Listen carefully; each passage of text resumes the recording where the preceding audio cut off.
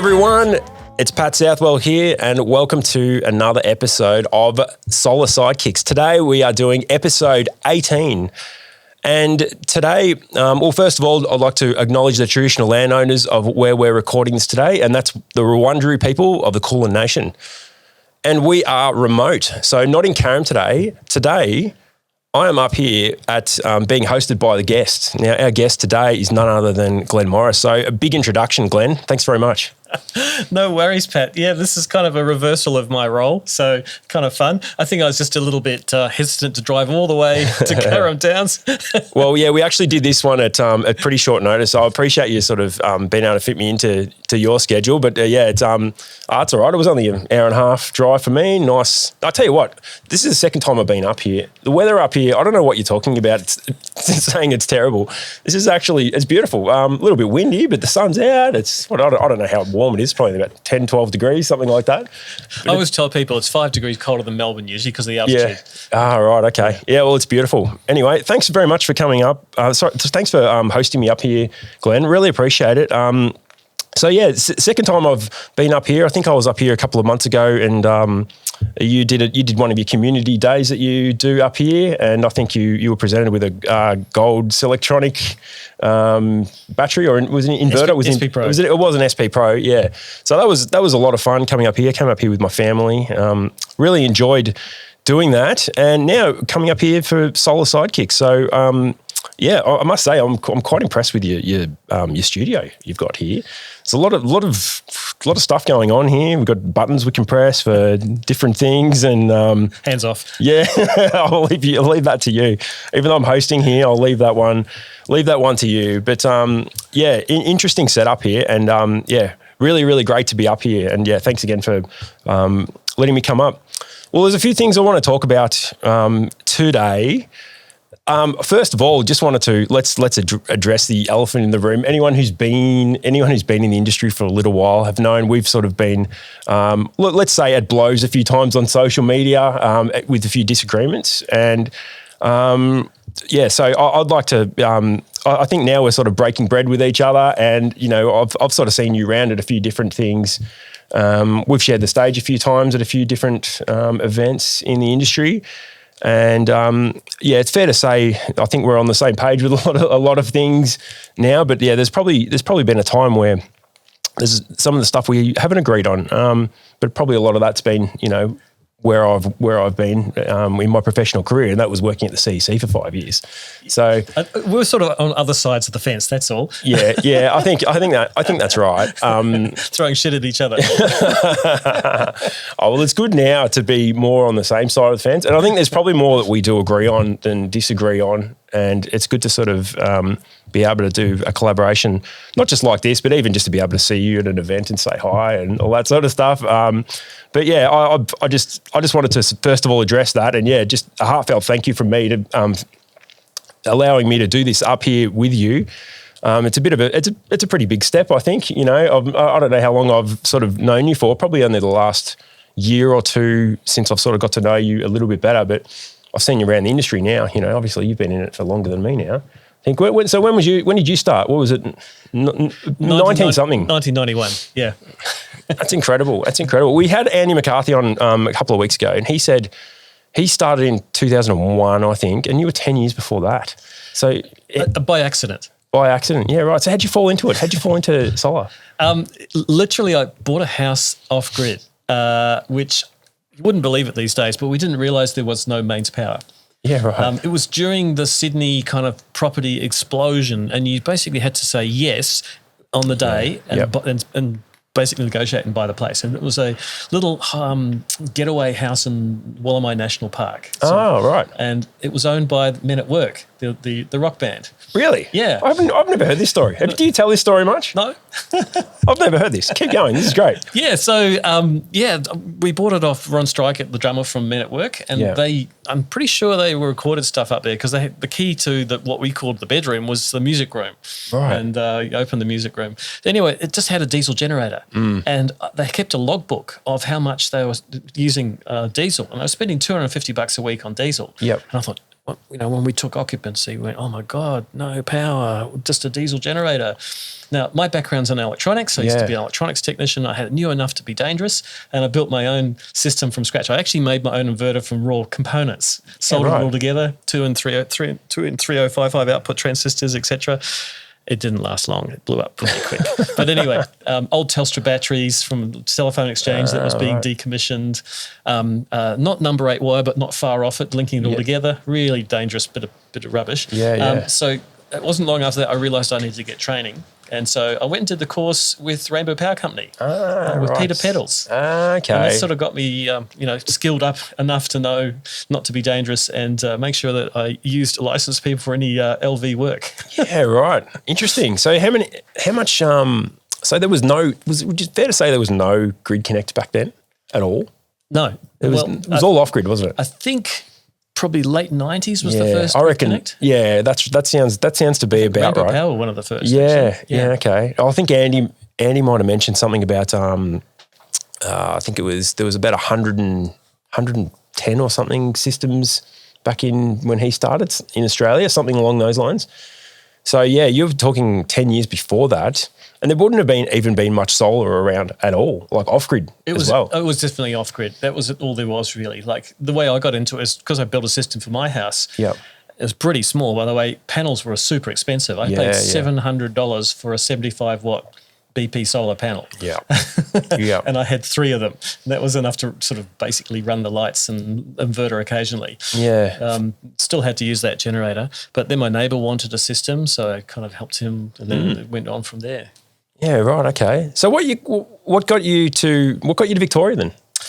So I lived with my then partner off-grid in New South Wales, and I came down here on a visit to visit some people who lived at this community here, Miramura Co-op, and we just loved the place. So that was 2001, and so we decided to move here. Interesting. Yeah, there you go. Oh, that's it. I hadn't heard that little story before. That's quite nice to hear. I think I've listened to a lot of different podcasts and things you've been on. You've done a fair bit of media. I've never heard that story, so that's really nice to share that. Well, so I know in part of your journey, you used to do a bit of work for the CEC, and that was probably some inspection work. Is that right? When they first started the AGO rebate, is that right? Yeah, that's right. So actually, my then partner worked at the CEC in accreditation of all things. There you go. And she happened to mention that I was involved with training because I was actually doing teaching the off-grid course at Chisholm. Yep. And they sort of approached me to do some inspections because off-grid was kind of really where a lot of the focus was for training. That's where it started. So just the Australian Greenhouse Office under the PVRP program wanted an audit. I've never heard that, PVRP. There you go. Photovoltaic rebate program. And also the RAPS program, Remote Area Power Assistance Program. Right, okay. There you go. Well, so, but it wasn't the CEC back then, was it? Is that right? Are you able to explain this? Because I've tried explaining this to people, and it precedes the time where I was involved in the industry.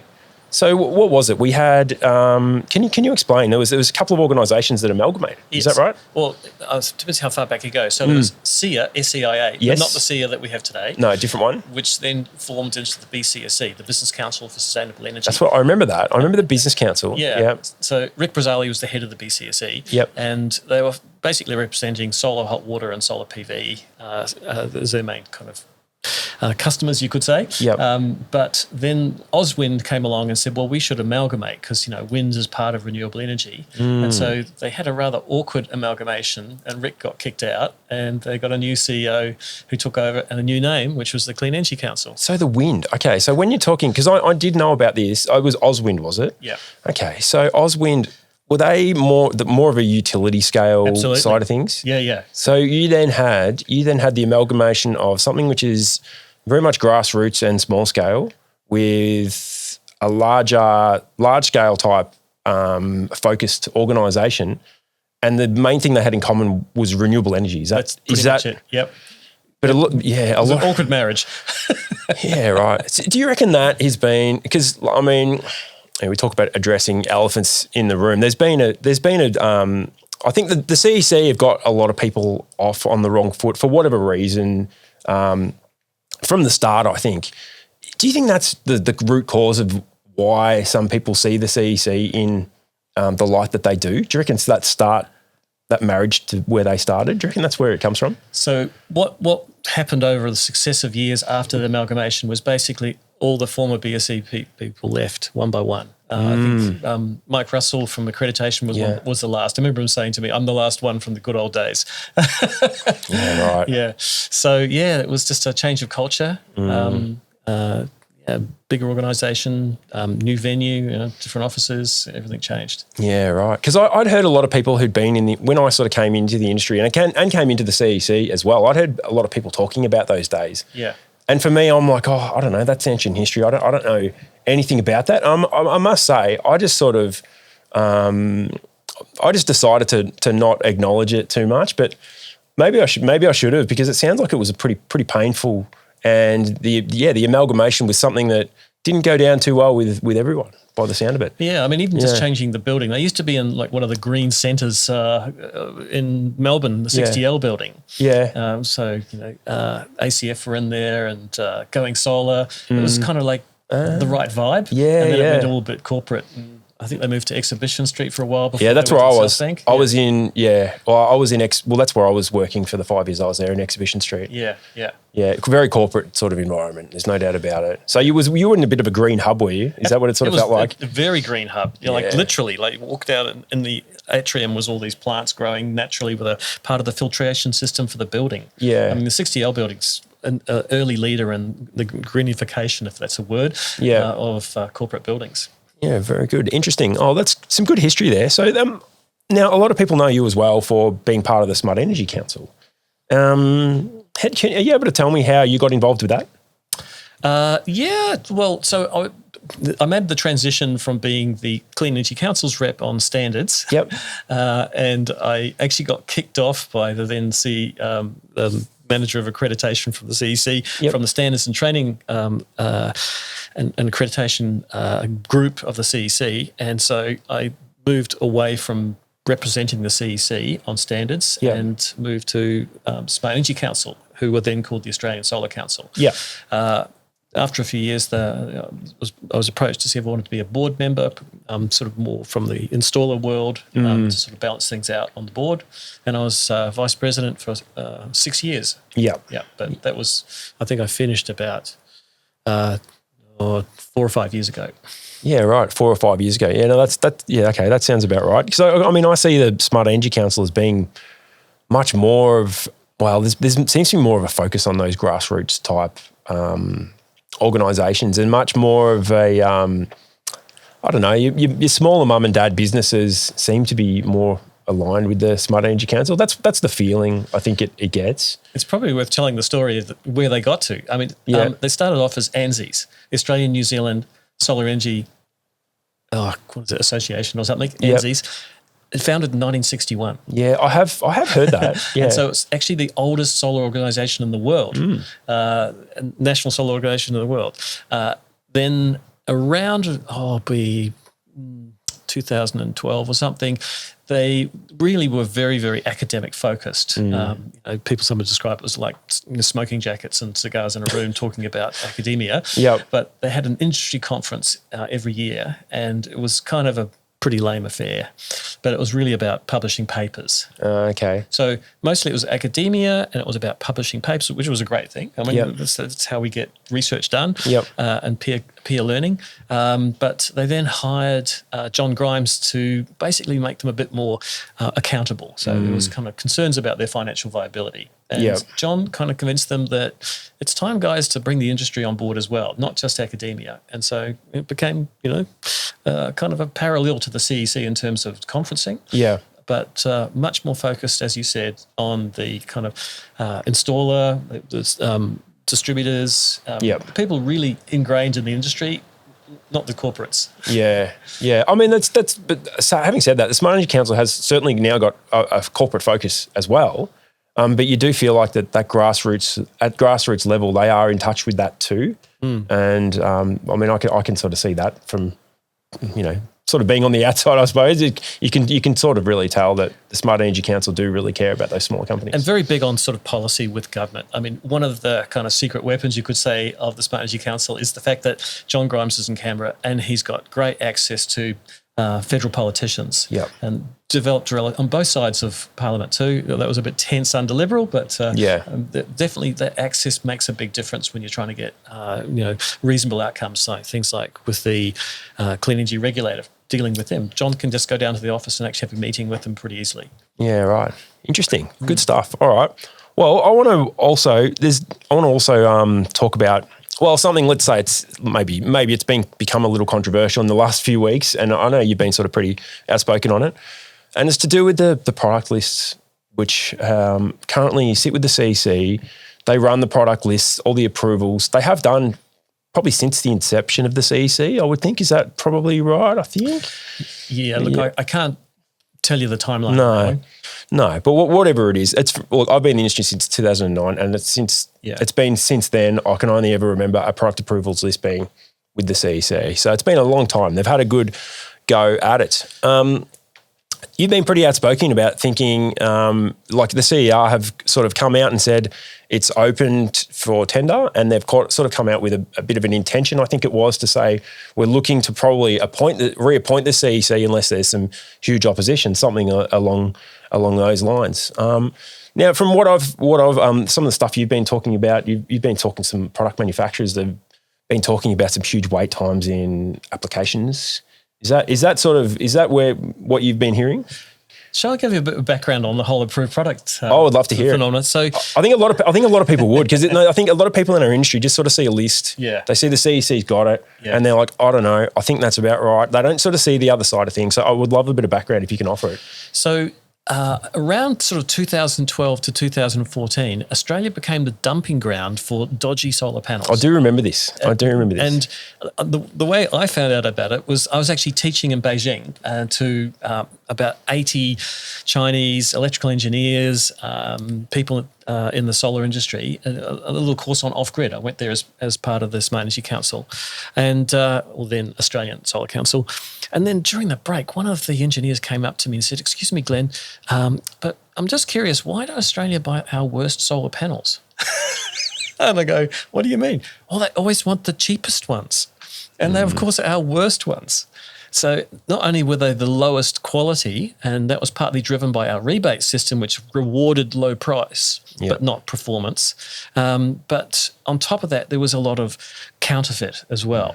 Now, when by counterfeit I mean is branded, made in Germany, blah, blah, blah, Monster, whatever. Is this like the grey import stuff? Is that more than grey import, complete counterfeit? So it was a no-name brand rebranded as a name brand, or it was not certified, even though the sticker said it was certified to IEC 61730. And it could have been who knows what. It could have been who knows what. Yeah. And so at that point, the federal government, through the Clean Energy Regulator, realised that, geez, we've got a big problem here because we're managing this program.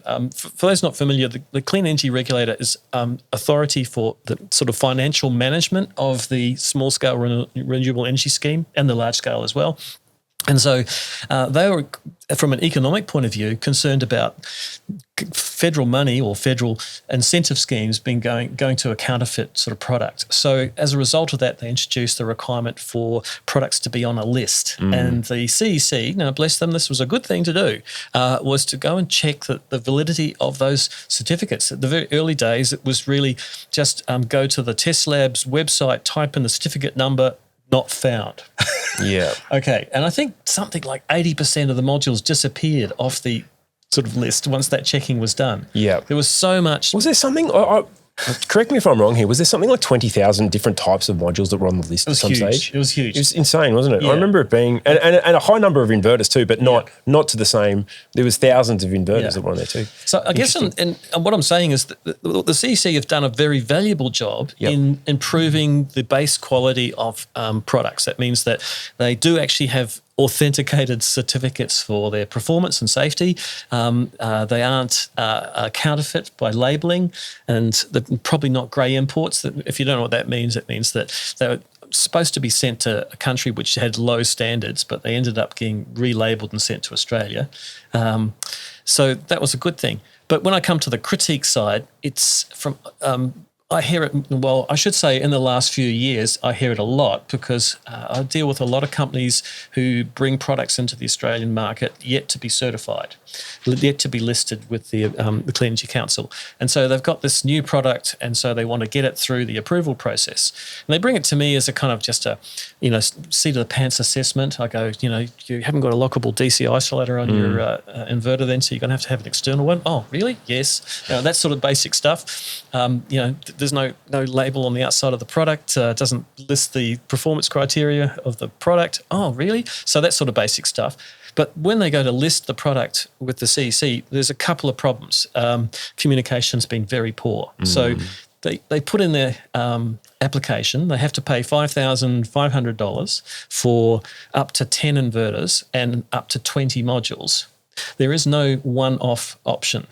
Now, that's actually my first critique is from the data that we've looked at, most applications are for less than 5. So they're sort of effectively being billed for 10 when they're only putting in 1 to 5 inverters or similar numbers of modules to be approved. So they're kind of being overcharged in that respect. Do you reckon that's like a product of the bad old days where they would just give it, a whole heap would come in and they maybe would list 15 or 20 or 30 or more?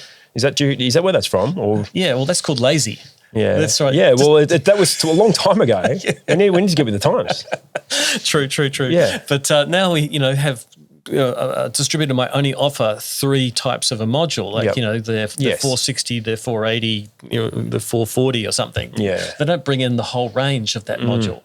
Yep. So they're being kind of a bit overcharged. But it's the delays. So there's legitimate delays. I've got to acknowledge that. So companies who don't provide the right evidence. Yep. So particularly with batteries, there's a lot more. With the approved product list, you've got to make sure that it's also compliant with the safety standards for batteries, like IEC and UL, but also for the best practice guide, so that you can be certified for best practice guide. So if you're on section 4 or 5, definitely have to be there. And there's a whole bunch of other standards. Yes. So that's where the delays can be, and that's actually the result of the manufacturer not providing all the right information. So that's a legitimate delay, but it's the communication that's a problem. So often they don't even know why they're waiting. So I've heard, more recently some stories where, they were told it was going to take, X number of weeks, I think 4 to 6 weeks, and then they heard nothing after 6 weeks. And then they say, we're just looking at your thing now. I go, okay, we thought we'd be done by now. Then there's silence again. So it's I guess, just not a very professional service. Yeah.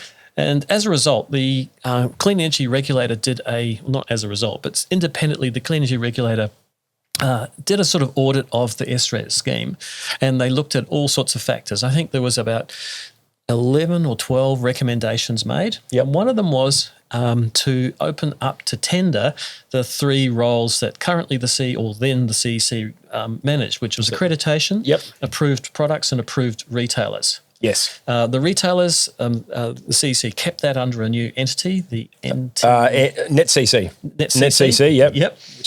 So a new sort of sub-organisation to basically approve retailers as having proper business practices. They decided to drop accreditation. That's a really curious one. So that was picked up by Solar Accreditation Australia, which actually is an organisation formed as a partnership between the Smart Energy Council and Master Electricians. Yep. But it is a separate organisation. They've got their own sort of management.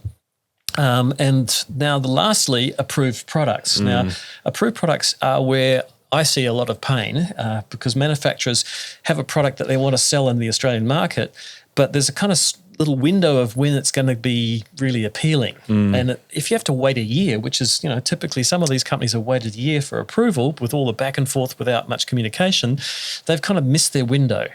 Other products have come in or been there already and have taken that place. So they're missing out on a huge amount of sales. So you could say the cost is way more than the cost of paying for your approval, your $5,500. It's the lost revenue. And I spoke to one company recently. They said in the 4 months from when they submitted their application, they would have missed out on about $4 million worth of sales. Yeah, right. So that's the real pain point, is the lost sales. which eventually they did get approved and they started selling them, but they've missed out over that period. So the Clean Energy Regulator made an announcement 2 weeks ago that, and this is after some years of, or year or so of tender process, that the Clean Energy Council was preference to retain the approved product listing role. But they gave until the 8th of August for any feedback, whether positive or negative. And they put up a very poor SurveyMonkey survey, which you only had a little box you could type what any grumbles in there or anything you wanted to say. And it didn't even allow anyone who wasn't a manufacturer to submit. So John Grimes from the Smart Energy Council contacted the CEO and said, hey, guys, even your form's bit broken. Yeah. So they've fixed that up and you can actually submit a document that you've written. But hasn't that just sort of set the solar community alight? Just seeing that, I've noticed there's been a lot of opinions, a lot of feedback given about the approved product process at the moment. And honestly, I'll just call a spade a spade. There's been a lot of disdain for the CEC. A lot of people saying that, this is something that they've missed the mark on the products for a while. A lot of product manufacturers saying that. I mean, this is probably also going to be the opportunity for people to say, well, they were hopeless at accreditation, so they're going to be hopeless at products as well. So you had that as well, which you take that for what it is. But there's been an overwhelming tsunami almost of people jumping on saying, well, here's our chance to do this, to change something now, and we may not get another chance for who knows how long. Yeah. I mean, you mentioned it, but the CC released a little media piece saying we're going to, improve, we're going to have more staff on it. But, I mean, frankly, they're being rewarded for doing a bad job. I mean, it's like, a wife beater saying to the judge, I promise I won't beat my wife anymore, but up until now, it hasn't been good. Yeah, that's right. Well, I must say that statement that was put out about increasing the amount of staff from, I think it was from 4 till 9, something along those lines. I saw that and gone, well, hang on, you've had this for 10, 15 years now, whatever it is. Is it just because there's a bit of scrutiny put under everything now that now you decided to increase? I felt like they're just treating us with a bit of disdain, and that didn't sit well with me. I think I mentioned that in my last podcast. That didn't sit well with me, and I don't know. Obviously, I've got a bit of an opinion on it because I think, the SAA accreditation changing, SAA taking over the accreditation, I think that's going to be a really good thing for the industry. I think it's already shown some positive steps, and I feel like this will... You got rid of that stupid 133% rule. Can I tell you about that? Look, let's. What we'll do. I think we're going to go to our first break. We're going to come back and speak about the 133% rule. I think we're going to maybe slightly disagree on this, but I definitely want to have this debate with you, and I think you're going to win because I know where it's going to go. But anyway, all right. Well, so we're just going to we're going to cut to a little bit of a break, and we'll be back in just a few moments. All right, and we are back from our little break. So, Glenn, we mentioned the 133 rule. Brought a smile to both our faces. Let's explain what it is first. I'll have a quick go first. So, if you're oversizing panels, this is well, actually, I won't say whether it's for Grid Connect or whether it's for Grid Connect batteries. Let's just keep it at Grid Connect for now. But you've got, let's keep the figures simple. If you've got a 3 kilowatt inverter, you can't install more than 4 kilowatts worth of panels on that inverter. As soon as you go over 4 kilowatts, you're breaking this 133 rule, whatever it is. So you can't oversize your panels more than your inverter. That's sort of, that's my understanding of it. That's sort of where it is. And if you do it, you're not eligible for STCs. So, did you mention you were maybe partly responsible for this rule? Yeah. Right. Let's do a bit of time travel. Yeah, let's go back. Let's go back to 2008, right? Yeah. Well, gosh, do you remember 2007 when the PVRP turned into on Grid Connect and suddenly $8,000 rebate arrived? Yeah. So at that point, the Clean Energy Council, which actually was the BCSE then, the role of accreditation required compliance to the best practice guide. Now, that was a good thing. The best practice guide really was like filling in the gaps in our standards. So we had PV standards like ASNZ is 5033, 4777, etc. Did that become the guidelines? Is that? No, the guidelines were additional to those. Okay, that's the point. Yeah, that's right. But the guidelines were written by the STA committee, which I was on. Right. And one of the things that we wrote on those guidelines was that and I think the wording was, as a rule of thumb, yes, it was as a rule of thumb, the inverter should be at least 75% of the peak watts of a PV array. Yep. Now, the reason for that wasn't a regulatory thing. It was about efficiency. So you weren't wasting your PV. You weren't clipping. For those who are not aware of this, a 5 kilowatt inverter will rarely put out 5 kilowatts if you put 5 kilowatts of PV on it. Yeah, PV correct. just always derates with temperature. So it's a good idea to put a bit more. So really we're providing performance advice. Yep. That then got changed. Well, actually, it was 80% of the peak watts. Initially got changed to 75% AC rating compared to the peak watts. Now, if you do the reciprocal of 75%, it's 1.33333 times. Hence 133% rule. Correct. So that's kind of where we got to. Unfortunately, because of the requirement from the Clean Energy Regulator to comply with the CEC and its guidelines, that became a rule. It was only intended to be a guideline for optimum performance. And what it really stymied was oversizing of PV for maximum generation, because most inverters can actually cope with that oversizing. Typically 50, 150, 200% oversizing is fine for many inverters. Yep. And every day isn't a sunny day. That's especially living in Melbourne. And so correct. That's you actually want that headroom to get more renewable energy into your home. Yeah. Well, so I've got a question for you about this, right? If you're going to put that many panels on, why oversize to that point? Why not just put a bigger inverter on? What would you say to that? Like, I'm not talking about in off-grid, because I understand in off-grid you may have cloudy days, and that's a different type of thing. What about in Grid Connect? The DNSP is the problem. So the DNSP will limit you on inverter capacity connected to the grid. More correctly, IES capacity. That's the combination of all the inverter systems on your installation. Yep. And it is about stability of the grid. So they've got to do it for good reason. They're not trying to punish you or stop you putting in renewable energy. But if you've got a limit of, say, 5 kVA, 5 kilowatt inverter, and the 133% rule kicks in, that brings you in at 6.66666 kilowatts of PV maximum. Yeah. And you go 1 watt over that, you're out of the program. Yeah, that's right. You don't get STCs. It's not like a pro rata. You get none. Yeah, I mean, that's something we can certainly agree on. Being able to not work our way through that, if you go 1 watt over, you're then ineligible for the whole lot. I think that's something that we missed the mark on somewhere, or we haven't been able to rectify or whatever. And I actually agree with you, whereas being able to have a smaller inverter with more panels, it does give more predictability to the system. So you can you're going to have more of a flatter line of production.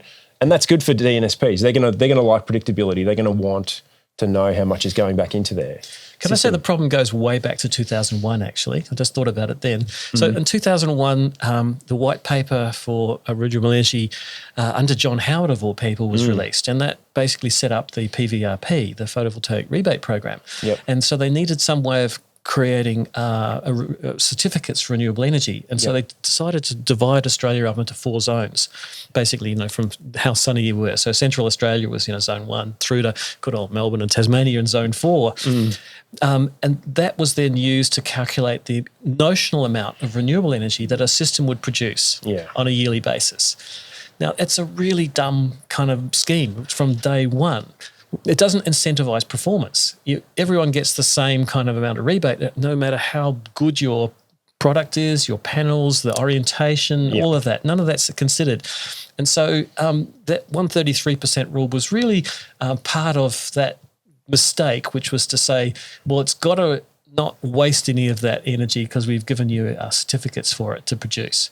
What should have happened is, like most countries who had incentives, export incentives. Basically, the more power that you produce and export it, gross, the more benefit you get. Yeah, I agree. That would have made a lot more sense going back and doing it that way. I think we're probably the only country in the world that incentivizes the amount of panels, I think. I don't know any others. No, I don't know. I'm not aware of them. They may be out there. I jokingly say panels are free these days, but don't tell the customer that. Well, it's pretty much true. It's pretty much is true. Yeah. Well, that's interesting. All right. So are you going to claim responsibility for that, or are you going to say it was a combination of yourself and a few other people? Yeah. The STA committee was to blame. Well, the fact that it got locked in by the CER. Yeah. Yeah, because it's funny. It's a bit of an anomaly how it fits in. It fitted into, when I was working there, it fitted into the CEC design guidelines. And then the design guidelines actually had a little asterisk at the bottom saying, actually, I don't know the exact words, but it was for grid connect only, or no, it does not include battery storage, I think. No, it's the title of the title. It was in the title, wasn't it? You're right. It was in the title. So it said grid connect systems without batteries. Without batteries. Right? Yeah. So that meant systems with batteries could oversize. Yep. But then the CEC had this attitude that they had to be DC coupled, right? Yeah. Well, yeah. And 133% still held. Yeah. Well, it was very difficult. Unless they were DC coupled. Well, it was very difficult to actually get a ruling out of anyone for a while. Yeah. As to what the rule was, and there was a lot of grey. A lot of people worked in the grey, I think, with that. Yeah. At the time, I'm a little bit removed from STCs now because I don't work in that space, being an inspector. But I think CER's come out with something recently. I think maybe. With the oversizing, something's changed, I think. Are you aware of that? Do you know? Yeah, it's actually not the CER, it's SAA. SAA. Oh, that's right. They changed something, didn't they? Yes. So SAA, so Solar Accreditation Australia, who now manage the guidelines, right, said that AC coupled systems are also eligible for oversizing up to the manufacturer's recommendation. So DC coupled, such as hybrid inverters or off-grid systems with MPPT, and AC coupled systems where you've got a battery inverter and a solar inverter and you couple them together, you can size up to the manufacturer's recommendation for PV. Which that's where we probably should have been at in the first place. Yeah. Yeah. I mean, look, to some extent, I can kind of understand a little bit why it didn't go that way originally, because you're kind of incentivizing people just to sell panels a little bit when they may not need them, I think. You got to remember the intention is to create more renewable energy. And more panels mean more renewable energy. Yeah. Even if some of the watts don't get converted. Yeah. I kind of sometimes say it's a kind of a, almost like a Catholic attitude. Right? Every watt is sacred. No watts can go to waste. Yeah. Yeah, no, fair enough. Look, I agree. It's that we want more. We want as much renewable energy as we can. So anyway, that's interesting. Well, all right. Well, I don't know if I've changed my mind or not. I'm not sure. I'll just sort of stay neutral on it. I think. But interesting. Good history lesson there about that. Look, I just add the elephant in the room, because since we're talking about elephants quite a bit at the moment, is the fact that there's no incentive programs for batteries. Yes. And batteries are proving to be very useful, particularly with now our grid is really full when it comes to solar. Yep. We need that behind the meter storage so that we, aren't causing power quality issues with the grid, but B, those behind the meter storage systems can be aggregated and become a massive battery themselves to help stabilize the grid. There's no incentive for batteries except for some state-based schemes, There's no federal incentives, there's state-based ones. And we've got this renewable energy target we're supposed to be hitting and we're nationally, and we're falling behind. So we need every tool in the toolbox to get there. Yeah, it seems like batteries are I don't know, it's pretty obvious to, well, probably to me and you, that we need much more battery storage on the grid. Yeah, but I think behind the meter and in front of the meter, I think would solve a lot of problems, I think, that we have in this industry at the moment. You're right, there seems to be a lot of renewable energies, but sort of going back in, and the DNSPs, they've said they don't want it. They're starting to do things like the sun tax and all these type of things, making it a little bit more difficult. Batteries would solve that. So, but I think now the coupling rate or the attachment rate of batteries is increased a lot recently. I've heard anyway. We don't have such good data about batteries as we do about PV, because under the SRES, a small scale renewable energy scheme, every single panel, its serial number is recorded by the CER that receives an incentive through large scale or small scale. So we know exactly basically where 99% of all the panels are. But batteries, there's supposedly a DER register that DNSPs are tasked with maintaining, but I think it's very poorly complied with. So we just don't know about batteries. Yeah, I agree. Like I think, like being a CER inspector as well, every now and then you have, when there's a battery attached, there's another checklist that opens up. But that's not capturing everything. That's certainly not capturing everything. A lot of people probably aren't, they might be putting their battery on later after the STCs have been created. So the CER aren't going to know about it. So yeah, I agree. The data on it is not where it sort of needs to be. And I don't know how good the DER register is. So we'll see. We'll see about that. Well, I'm interested in, we do things a certain way in Australia. You want to talk about, you've had a bit of experience in New Zealand doing some training and their regulatory landscape, and it's a little bit different over there. We mentioned, we were having a chat before, and I've spoken to you about it. They're still in the 2012 version of 533, and that may not change for a little while. But they do have mandatory inspections, so there are some parallels to our market that we have here. Do you want to have do you want to give us a little bit of an insight on the market over in New Zealand and where they are with everything? So New Zealand and Australia share common standards it's in the renewable energy area. So our PV standard, our battery standard, our inverter standard, they're all common with New Zealand. There are some slight variations within those standards. So for instance, for a long time, Australia was required to have rooftop isolators for PV, but New Zealand always said no way. Well, it's funny because that's actually in the standard, in the older standard of 533. Yeah. I think it's 4446 does not apply in New Zealand. Yeah, that's right. And the funny thing is that standard never actually came in New Zealand. But anyway. The previous version, 2012, didn't require it either. No, that's right. So New Zealand is got no incentives for solar other than to reduce the price of electricity that you're generating, that you're using. So it has to kind of like stand on its own 2 feet. So it's a smaller market, and it hasn't had all the solar coasters experience that we've had in Australia with hot incentives. But when it comes to standards, New Zealand has a different approach. Just when a standard's published, it doesn't automatically come into practice. So in Australia, usually the adoption period is about 6 months. So after it's being published, you've got an overlap period. You can use the old standard or the new.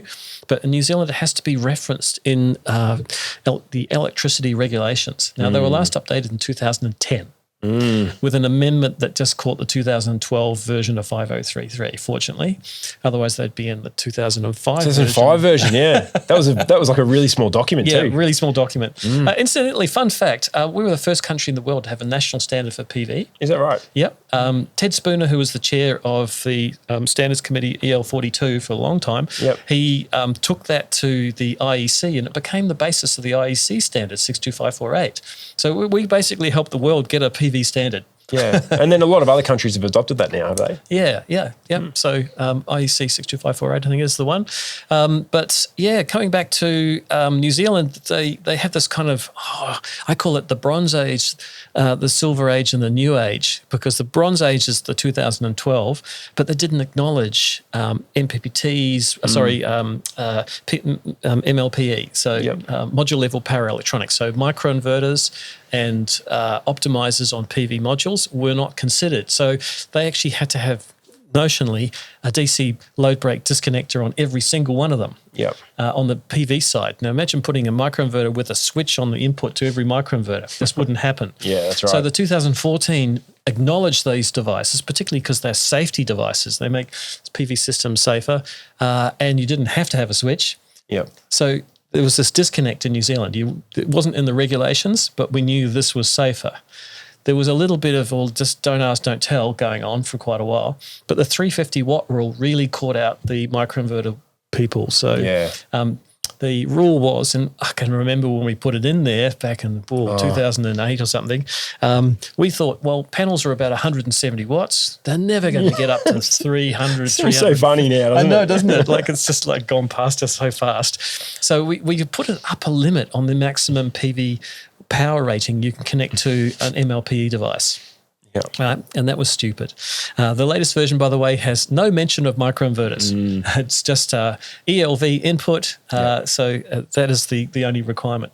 Of 4777, is it? Or you mean in 533? 533. Yeah, sure. So yes, it if does. your PV Correct. panel's less than 120 volts, that's good enough, because what we realise is you can actually disconnect a plug and socket at that voltage and below safely. It's not going to create a big arc. Yeah. You should, of course, turn off the AC first. Yeah.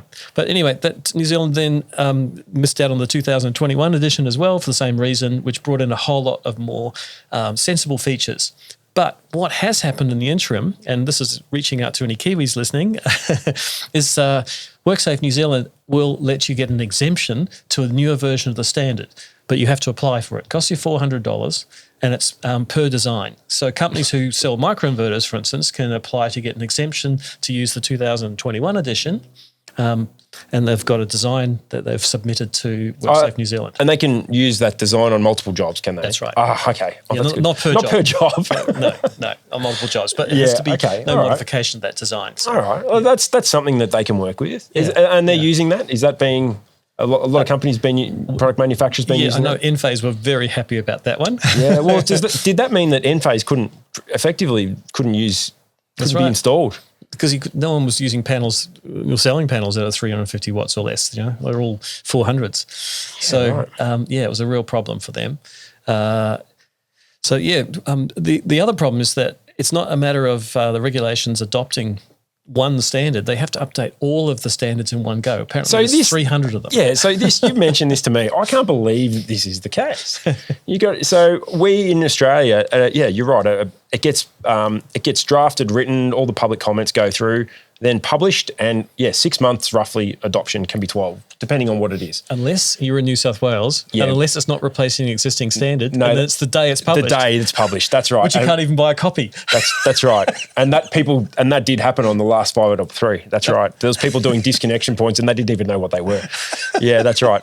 I am aware of that. But we're talking about just the one standard which you need to get used to, but you're talking about all the standards get changed, and we're not just talking solar or electrical. You're talking like every standard, every New Zealand standard that's been updated. Yeah, or every 300 is the number, I was told. So it's a huge thing. So it actually falls down to ministerial discretion when that happens. Yeah. Yeah, I personally lobbied the minister. I set up a little, every time I ran a course, I told everyone to go and talk to the local member, say this is a safety issue. But ultimately, I said it's probably going to be, nothing's going to happen if someone dies, and the minister's responsible has to go and answer why they haven't updated the safety standards. Unfortunately, that's when these things do change. So... yeah, let's hope it doesn't come to that. But look, and they've got a different training landscape over there. You were mentioning as well. Like the training is just not as recognised as it is here. Like we've got certified modules run by RTOs, and you get a certification at the end of it. A little bit different over there. You were mentioning. Yeah, because there's no accreditation for solar in New Zealand. You don't have to be accredited with a special body. There is not much incentive for training, but that's about to change. In fact, it's going to change in a month's time or so, and I'll come to that in a second. So as a result, there's only a couple of places in New Zealand that actually run training courses, one in Wanganui, one in Auckland, I think. But I've been running a lot of sort of short courses. They're only 2 days long generally, but they're just enough to get a Sparky up to speed, understand the safety issues associated, know how to connect, and know how to do a basic design. And that's been run through one of the leading electrical wholesalers in New Zealand, Ideal Electrical. So they've got offices all around New Zealand. So it means, it's the best place to run a solar course is at a wholesaler. So you go, we need some MC4s. Oh, they're over the shelf over there. Oh, how good's that? Yeah. Yeah, that's easy. Perfect. Yeah. No, that's really good. So, New Zealand. So New Zealand. So you've been running those courses, and how do you feel like they come out of it? They've just got a little bit of a basic knowledge? Is that what most of them? Feel? Look, it's pretty basic, I must admit. I mean, but it's better than just by your seat of your pants. And as a trainer, it's actually really gratifying because, I've been training in Australia for decades actually, and everyone's pretty sanguine now. Like, everyone knows everything. And it's pretty hard to sort of like get them enthused. It's more about, new regulation, bugger. But in New Zealand, it's like, wow, really? That's how it works, because they're all excited by this technology. So it's really satisfying. Interesting. And before we jump off New Zealand, my favourite topic, inspections. What do they do with inspections over there? Okay, so the WorkSafe New Zealand deemed that photovoltaic systems over 120 volts are high-risk electrical work, similar to underground mining, spray booths. So it's dangerous work, and therefore it has to be listed in the what's called the high-risk register, and you have to have an independent electrical inspection. And get this would be terrifying, is for inspectors, you are responsible as an inspector for the safety of that system that you inspected. So when you sign it off, you're saying, it's all good, mate. Yep. Well, you know what? I agree that that's what it should be here. I feel like if you're signing it off as the inspector, potentially even more responsible, like, because you've got you're meant to have a higher level of understanding of what's going on. Yeah. And you've checked the thing. If it's not right, you say it's not right. I actually like that. I think that's a good thing to do. Makes inspectors check it properly. So before we leave New Zealand, the other fun fact is that come September this year, it's actually an endorsement on your electrical license to install solar. So you have to, with the Electrical Workers Registration Board, get that endorsement. There's a grandfathering. So if people have done, I think, 3 jobs in the last 6 months, can be grandfathered. But after that, you'll have to get training. And I think that's a good thing, but it's happening too fast, if you ask me. It was taking us 15 years to get that point in Victoria. Yeah. And the endorsements are only for the electrician, not for the inspector. So their inspector is it's probably similar to a G-class inspector over here, they're just a general type inspector. Yeah, right. I told you that story beforehand we came on air. One of the first courses I ran in New Zealand for electrical inspectors, a very senior inspector quietly said to me at the end, I now know enough that I don't know enough and I'm not going to inspect solar. Makes sense. Yep. Makes sense, because it is quite high risk. Yeah. But it's good to see that over the ditch that they're moving forward with all of this. I know, with the standards, they had been a little bit behind, and maybe one day they'll catch up. They'll do 14 years worth of catch up overnight, hopefully. But it's good to hear that they're sort of changing with what they're doing. One more thing. So the battery standard, so ASN ZS5139, came out in 2019. Oh, yeah, so that's not even applicable over there. It's not applicable, but this is the clinger, is the regulator said, even though it can't be enforced as part of a record of inspection, it can be used in a court of law because it's best practice advice. So I tell my students, it's up to you and your lawyer whether you use this or not. Yeah, that's right. Oh, look at that. That's really good. I mean, at least if it does come down to a court of law, you've got to be able to say that are you trained, and have you been sufficiently trained with what you're doing? And if you're not, well, you could run into trouble. Yeah. So. Hey, by the way, another thing I've done as expert witness, I've been in court quite a lot. Yeah. And it terrifies you how they can pull apart the smallest mistake they'll make into a major issue. So, yeah. Yeah, right. You mean if it like an installer has done something wrong or something like that? Yeah. Yeah. My advice is don't go to court. Just make it right, because everyone loses money. Yeah, for sure. Except the lawyers. I think I might have I think I saw in a presentation you did in Sydney about something to putting together a legal case or something like that, was it? Yeah. Something like that. I've done half a dozen now. Have you? Yeah, I've seen you do that before.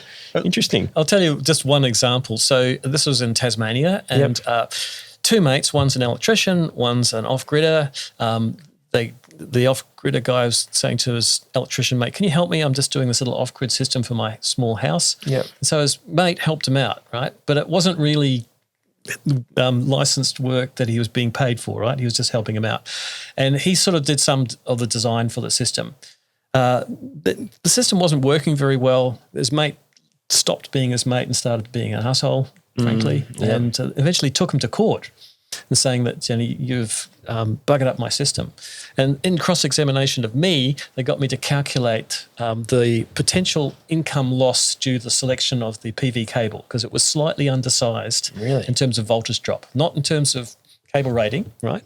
And so I was put on the spot on the stand. I said, oh, look, I did a calculator and a pen and paper, and the prosecution lawyer got up and handed me a calculator and a piece of paper, and I go, geez, I'm in front of a whole, the court, and I've got to do some sums. So I quietly. So you're doing voltage drop calculations in front of. Yeah, DC is a bit easier, but it is, yeah. So I did my little voltage drop calculation, and I calculated it was about 1.6% or something. And he said, well, what's the economic loss of that? And I said, well, based on the size, it was a small system. It was a 1 kilowatt system. I said, oh, he's probably losing about $16 a year in feed-in tariff, because actually it was grid connected. Sorry, it wasn't off-grid.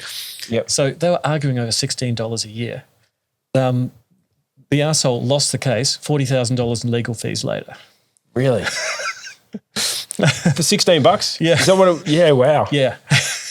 Yeah, you want to dot your I's and cross your T's, don't you? Yeah. But I think one of the lessons there is actually have a contract with a customer. Doing a job for a mate can get you in trouble if there's an agreement about responsibility. I think that's what I remember getting that out of the session that you spoke about. That was making sure you've got everything in writing and it's all really clear, and you have it signed off. Yep. Make sure everyone knows where everyone stands. That seems like the the CC used to have a contract you could use too. I used that for a long time. That was quite a nice little thing they did for. What was that? Was that for Grid Connect? Yeah. Yeah, right. For retailers, was it? No. For installers. Well, basically installers selling systems, so effectively you're the retailer as well. I didn't know about this. What was the contract? I didn't know about this. Yeah, it was like proper contract. They got lawyers to. It was a template basically. You put your name in and any details, etc. But I used to give it to my customers as a standard practice, and they'd just sign it and give it back. And then one day, this customer said, "Do you mind if I read it?" And I go, "Sure. Yeah, I'm a contract lawyer." And I suddenly went a bit cold. And so he sat there for ages reading all through 16 pages. And then at the end, I said, "So what?" He said, "Well, it protects you more than me. That's what I expect." Okay. And so when that obviously not available now from the CEC, but yeah, when was that? That would have been like 2010, something like that? About then. Yeah. And then, there you go. Yeah, right. Well, it's certainly not available now, so quite interesting. Yeah. We just use ChatGPT now. Yeah, doesn't everyone just do that? Yeah, that's right. All right, well, we're going to go to our second break. I reckon when we come back, we're doing our wrap-ups and everything, but I want to have a little bit more of a discussion about what you've got going here with the Smart Energy Lab, and also a little bit about the future, about what you think is happening with solar in the future and our industry. So we'll talk about that when we come back from the next break. And we're back. So had another little break there, Glen. Now, Glen, I want to know a little bit more about the Smart Energy Lab you've got here. I noticed when I came up here last time for your community day, you got inverters everywhere, batteries everywhere. Your map of your I think is your microgrid, you've called it. I couldn't believe how many batteries and things you had on here. And you're doing a lot of testing and unboxing and all that sort of stuff. You want to tell us a little bit about how that came about? Yeah, sure. Look, many things in my life I've done by accident, and this is one of them. Yeah, right. So, once again, history lesson. Way back in 2008 or 9, I was teaching the off-grid course at Chisholm, and they had very limited resources. I remember they gave us a Dick Smith electronics kit, which to show how an off-grid system worked. It was basically a little house with a little solar panel. Yeah, right. And it was a toy basically, but we did have a couple of inverters, but they're only on-grid inverters. So I realised actually I had up here, which is an off-grid community, Miramura. By the way, Miramura is 50 years old this year, so we're one of the oldest intentional communities in Australia off-grid. I thought, well, I should bring my students up here. So I started bringing them up here, and we do pracs up here. So there was always, some maintenance work, like, checking a battery system, topping up in the days when lead acid was the thing, distilled water on the batteries. Occasionally there would be some, fix-ups. And then a couple of companies, SMA, Cellectronic and Schneider, approached me and said, well, would you like your students to train on some equipment? We can donate some to you. So they donated me some equipment. So thank you very much for starting the Smart Energy Lab, you guys. Yep. And so I started running courses up here independently of TAFE. So it wasn't an accredited course. It was basically professional development. And that was 2015. Now, you can't see this, but what I have here is a lot of old buildings. This is an old carpentry shed we're sitting in at the moment. There's an old boat shed and a few other buildings. And we started using them for training. And so students would install systems here. And that's where I sort of got started. With COVID, I came along and it basically stopped me running face-to-face training. So I stopped that. I went online and started teaching online. But at the same time, a lot of companies still wanted their products to be kind of seen, I suppose. So they were sending me their products. And so I started doing unboxings. It sounds hilarious, but yeah. It's heard that name a fair bit now. That gets around social media a little bit. Unboxing. You were one of the first, I think. So if you don't know what unboxing is, it's taking out of the box the product. I call it a visual data sheet. So I'm not actually testing the product. I'm opening it up and saying, this inverter has 2 MPPTs and blah, blah, blah, blah, blah, and explaining it. But the reality of showing something with you in the shot kind of makes it a bit more real, I suppose, than a data sheet. Yeah. So unboxing, but we also do installation videos here. Now, I'm rather fortunate. I've got an electrician here, Anne, who works for me, and we've got actually another electrician who lives on the property. So they do most of the electrical work, and I stand back and film. Yeah. So that's my contribution. So we do some installation videos, just showing how the products get put together.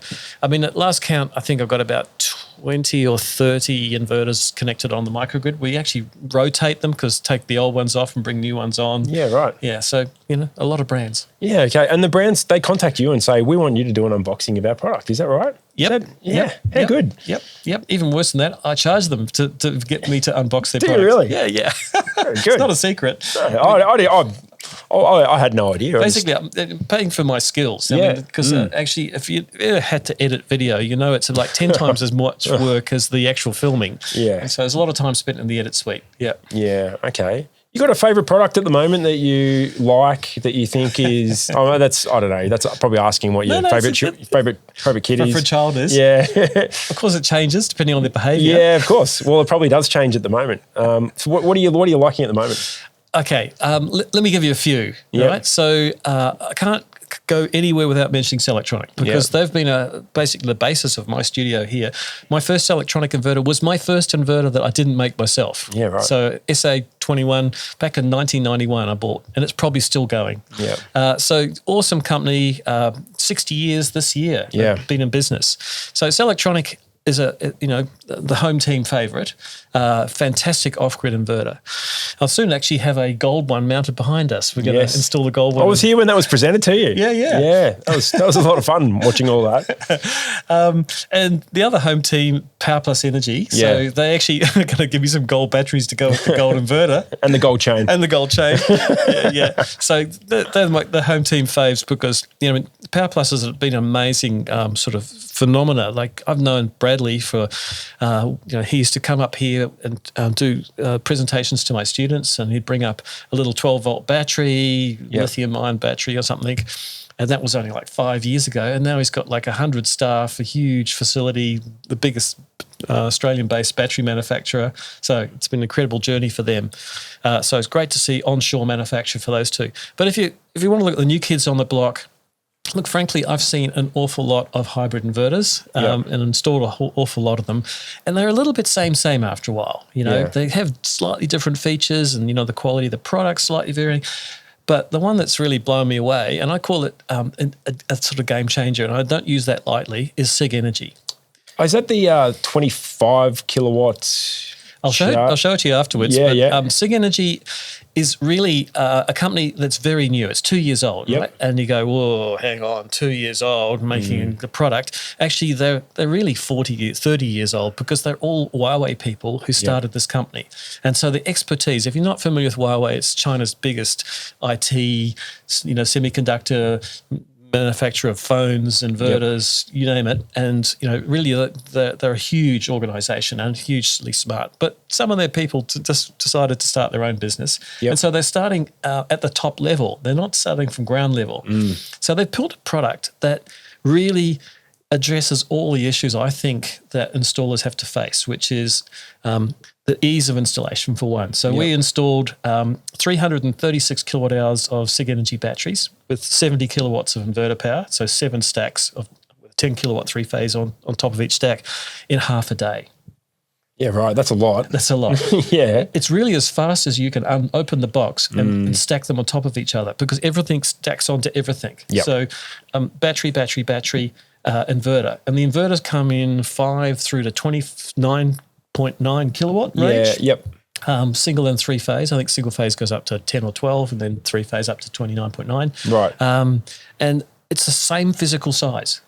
So when they designed the product, they thought, well, let's make the biggest power one we can fit in this box, and all the smaller ones fit in the same box. Okay. Right? So everything plugs in, no cables, right? The only cables are bring your PV in, bring your AC in, bring your comms in. And that's it. And that's it. So it's very, very fast. But the game changer is the bidirectional EV charger. So I've just installed mine. I'm about to commission it probably this week. 25 kilowatt DC EV charger, bidirectional. Yep. Now, why I think that's a game changer is batteries are expensive, and you're probably going to own the biggest battery in your car that you're ever going to buy. Yeah, it's on wheels. That's right. It's on wheels. Yes. And for someone like me who's lived off grid most of my life, one of my challenges is wintertime. I still feel a bit embarrassed about having run a generator with diesel fuel, because we just don't have enough storage. But to be able to just park the car next to the house, plug it in and run the house off it instead of running a generator. Yeah. And of course, I can always go and charge my car down at the fast charger down in Healesville. Yeah. So that's one advantage, but for many people, it'll be using that vehicle as a sort of an auxiliary battery system for the home to soak up all that surplus solar, protect you from blackouts, etc. Do you ever have issues like up here with getting low on power? Like, yeah, it happens a lot. Well, actually, this is probably the worst winter we've had for low solar radiation. So it has been low, definitely. Yeah. You wouldn't know today. No, but we've had like 3 weeks of just grey, misty rain, because we're on a mountain, so often we get a lot more mist and fog, and just been terrible. Yeah, just hasn't really charged things up. Yeah, okay. Interesting. So you could, essentially you could just run everything off your car. And then once you run that down, you could roll down the bottom of the hill. Is that right? Yeah. Well, actually, someone who lives on this co-op had that idea a while back and bought a BYD Atto 3, which has so basically a 10 amp output. Yes. And they thought they'd be using that to charge their house. Oh, right. But there's a catch. That's AC, right? Yeah, okay. And the vehicle goes that we won't energize that port until we see a load. Yep. And the inverter says we won't start drawing anything till we see generation. And it's a standoff. They both sit there waiting for each other. Oh, okay. So it didn't work. Yeah, okay. Oh, very interesting. So any others at the moment? They're your main ones that you like at the moment? They're your favourites? Yeah, well, not just inverters, solar panels. Yeah. Solar panels, that's an interesting one. I mean, that's more my domain. I think we've reached peak solar. You reckon? Yeah, in terms of, they're all good in Australia. Yeah, there's not too much rubbish out there now. But the rubbish is gone. And now it's sort of about value for money, the warranty of the product, and maybe it's the performance of that product. So if you've got a limited space or size that you can put in and you want to get the max out of it, that's when it's worth really going for those premium brands. Yeah. But if you can just, got a big shed and fill your roof, you don't have to go premium. But these days I'd say the lowest quality or priced panel is kind of premium from older days. Yeah. The quality is really good. So we don't see any of those, monsters that fall apart. No, that's right. The thing that worries me a little bit, and maybe it's just the way my brain works, but I don't like how thin they're getting. The profile of the panels, it's getting really, really thin. I don't know. Does that worry you? Do you reckon that's all right? Like some of them are 28, 26 mil now. Like that's pretty thin. Yeah, little diving boards. Yeah, I don't know. That does worry me a little bit, and I know they're trying to make them as thin as possible, obviously, to get as many as they can in containers. Can I suggest a guest for your show, Thomas Bywater? Yeah, yes. Yeah, he'll fill you in on what's happening with PV. Yeah, I mean they have been getting thinner, and it is actually about making the economics better too, which is less materials to produce the same amount of power. Yep. But they're also clever design. Like some of the big panels like from REC have struts across them. Yeah, I've seen that. I have seen that. They do actually look and they feel very strong. And the clamp zone is enormous. It's like that wide. Yeah, that's right. Yeah, I must say I did on one of the more premium brands, I pulled someone up for clamping zones thinking there's no way that's going to comply. And then they said to me, check the manual, and I looked and I'm like, wow, it was huge. Yeah. Much more than what we're used to. You're used to that 450 sort of zone. Is anything more than that, you go, oh, he's probably going to be out. But yeah, this one was much more than that. Might have been about 700, something like that. And it still complied. So, yeah, it's certainly getting better. I think the other thing is bifaciality is really kicking in now. So this is something Thomas Bywater actually from ICO put me right on. I used to be of the opinion that bifacial is only suitable if you actually had rear exposure. If you had a tilt frame. They are, aren't they? Isn't that right? Well, maybe I've got to speak to Thomas. That's right. Yeah. No, he's basically, it doesn't matter. Even if you've got a bifacial panel and it's parallel to the roof, 100 mils off, completely dark under there, it's still going to perform as well as one with a back sheet. So the back sheet doesn't give you any advantage. But what that bifaciality does is if you do have any reflection, you're getting a bit of a boost. Yes, okay. Yeah, okay. No, that makes sense. But there's no real benefit to putting bifacial on parallel to the roof? Is that right? Another benefit is it's glass laminate glass. There's no plastic back sheet, right? And glass is a lot more waterproof and permanent than a back sheet. Yeah. So you end up with something that's probably going to last a lot longer. Yeah, absolutely. All right, good stuff. All right, well, I reckon we're going to start moving into some closing comments. Now, before we do that, Glenn, I want to let's just address what we spoke about before. Maybe there's a bit of a call to action with the CEC products list. If anyone's listening, I think we've got until, is it the 8th of August, is that right, to put in a submission to the CER. You would encourage people to do that if they have any issue, if they've had any issues with the current process or any issues with the CEC products team. Yeah, I mean, the key one would be manufacturers who've, they'd be what you call the tier one grumblers, because they're the ones that the CER is most interested in hearing from. And so if you're involved in importing or manufacturing and you've had to go through the approval process and you've had gripes, what you need to do is actually be very specific. So give examples, maybe, the timeline something took, any of the communication that happened, provide some evidence really. So the CER can see what the problem is. I don't think the CER is any way biased. They're just doing what government perhaps do, which is look at a weighted list of criteria and go, okay, the CEC has a higher weighting, but they're missing out on this information. Yeah. And so I think that's what you need to do. Yeah, okay. All right. No, that's good. So I think they're saying it's 4 to 6 weeks at the moment is where they're at. Yeah, I don't think that's right. From the people I've spoken to. That's 4 to 6 weeks to open the email. Until they actually get to it. Yeah, that's probably the case. I don't know. I'm not sure, but yeah, I've heard it's much, much longer than 4 to 6 weeks. And I also said in my last podcast, I feel that's too long as well. Yeah. But I don't know. I mean, really, if it's going to take more than a couple of weeks to get something through where all the testing's been done. Anyway. I know we're sort of closing, but can I throw one more go for it. Curly one in there, which is AERL, which is an Australian-based manufacturer of maximum power point tracking charge controllers. Yep. They tried to list, and by the way, fun fact, they invented the MPPT. Yes, I did know that. It's an Australian invention from back in 1983, Stuart Watkinson. So they tried to get their AERL MPPT, the latest model, listed with the CEC, and they had delays, nothing was happening, back and forth. And then Peter Watkins, who's the CEO, went, I'm going to talk to the CER about this. I don't think I need to list my product. Turns out that batteries and MPPTs don't need to be listed with the CEC for the creation of small-scale technology certificates, so STCs. STCs are only for PV modules, and inverter systems need to be on that list.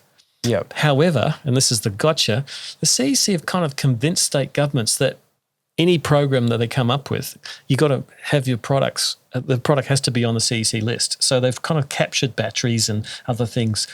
You could say, covertly by making it sound like it's the only way you can get it safely installed. But I mean, electricians install equipment all the time without having to go to a special organisation to list it. Yep. You make sure that the product is, approved, whether it's on the WESS list, etc., and it complies with Australian standards. I mean, I sometimes joke that is the CEC going to list EVs and socket outlets and LED lights next? I think I've heard you say that one before. I think I've heard that one. I think the funniest one I heard from you was if the CEC guidelines said we need to put pink circular dots on everything, then we'd have to put pink circular dots on everything. Actually, I said if the CER said CER said that, sorry. Yeah. Because the CER is the regulator of that incentive program, and what they say goes. Yeah, that's right. They're the ones pulling the strings, really. Yeah. No, for sure. All right. Well, I think, we'll move into some closing comments now. I want to say thanks, Glen, for having me up here. It's certainly, I feel like a little bit out of my comfort zone, especially speaking to you about a lot of stuff. You probably know more about the products than anyone in the industry, and that's certainly not my strong suit. You know, knowing I know a fair bit about inspections and installations and that sort of stuff. Definitely out of my comfort zone. So I feel like I've learned something just even doing this with you. So thank you very much for that. And thanks for having me up here. It's been really good to, break bread with you properly, finally. I really appreciate you hosting me up here. So just wanted to say a heartfelt thanks for that, and really enjoyed the show. Yeah. Ditto, and thanks for what you're doing with radio too and podcasts. It's a good thing. It's a good gig. No, thanks. I'm enjoying it. It's fun. It's a lot of fun, and I'm getting something different out of every episode. Yeah. And again, today has proved the same. Especially all this tech stuff. Like, I can't believe. Yeah, it's really cool. Anyone's got the opportunity to come up here and check the studio out you've got, and even just the whole Smart Energy Lab. If you've got an opportunity to come up and have a look, I'd be taking it, because it's really cool, especially if you're a solar person. Like, I'm just a real solar nerd, and seeing all the stuff around is great. And even now I think I'm turning into a bit of a radio nerd as well, and seeing all this sort of stuff, and I'm sort of quite envious. It's really cool. So thanks very much for having me up here. Cool. All right. No worries. Well, everyone, we'll be back next week. We've got another episode. We've got another guest coming in. I dare say they'll be back in the studio in Carrum. But we'll put a wrap on this episode, and we'll see you on the next episode of Solar Sidekicks. Thank you.